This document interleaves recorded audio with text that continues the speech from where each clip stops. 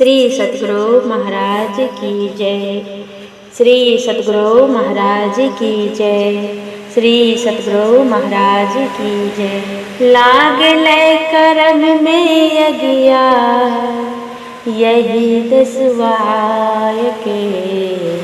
लागले करम में यज्ञा यही दसवाय के।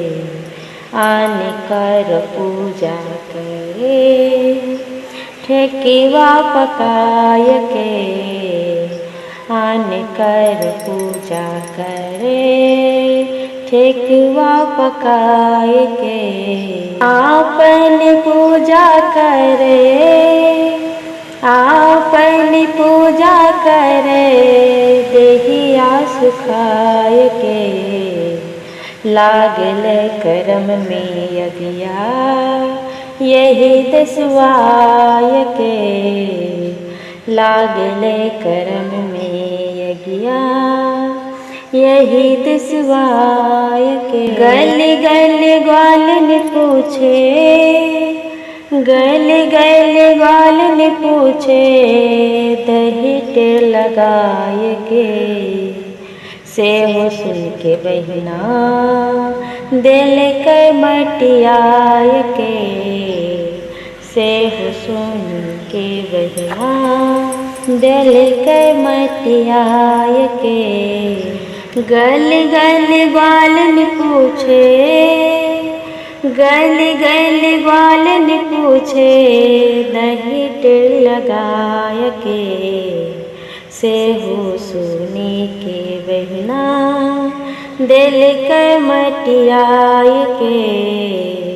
से हो सुनी के बहिना दिल के मटियाय के। लागले करम में यज्ञा लागले करम में यज्ञा यही दसवाय के। आन कर पूजा करे ठेकीवा पकाय के। आन कर पूजा करे ठेकीवा पकाय के। मछली जबी के अइले मछली जबी के अइले पहुँचल धाय के।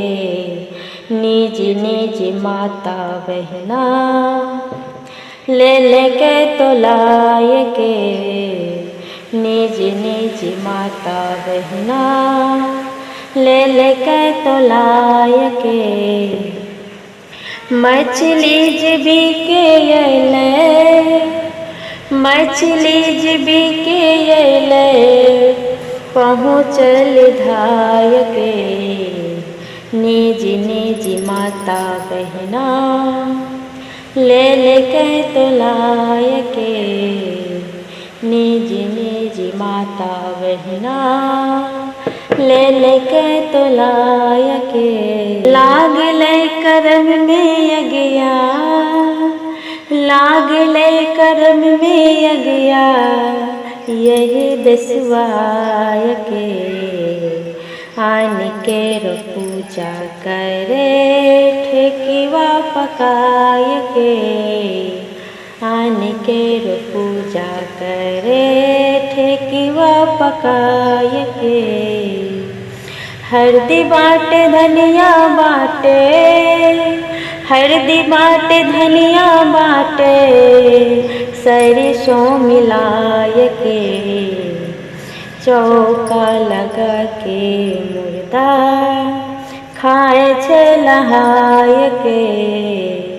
चौका लगा के मुर्दा खाए छे लहाय के। हरदी बाटे धनिया बाटे हरदी बाटे धनिया बाटे सरसों मिलाय के। चौका लगा के मुर्दा खाए छे लहाय के। चौका लगा के मुर्दा खाए छे लहाय के। लागले करम में यज्ञा लागले करम में अगिया यही दसवाय के आन कर पूजा करे ठेकुआ पकाय के आन केर पूजा करे ठेकुआ पकाय के। साहब कबीर कहे साहब कबीर कहे बात समझाय के सीधे नरक में जावे नैतन पाय के सीधे नरक में जावे नैतन पाय के।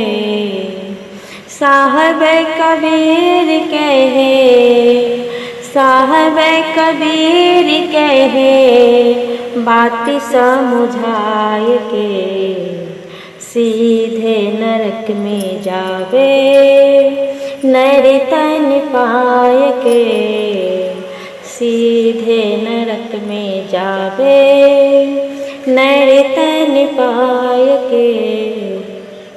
लागले करम में अगिया लागले करम में अगिया यही दसवाय के आन के पूजा करे ठेकुआ पकाय के आन के पूजा करे ठेकुआ पकाय के। आपन पूजा करे आपन पूजा करे देहिया सुखाय के लागले करम में अगिया यही दसवाय के यही दसवाय के। श्री सतगुरु महाराज की जय। आपको भजन सुनने में अच्छा लगे तो मेरे चैनल को सब्सक्राइब करें, लाइक करें, कमेंट करें और अपने दोस्तों को शेयर करें। जय गुरु।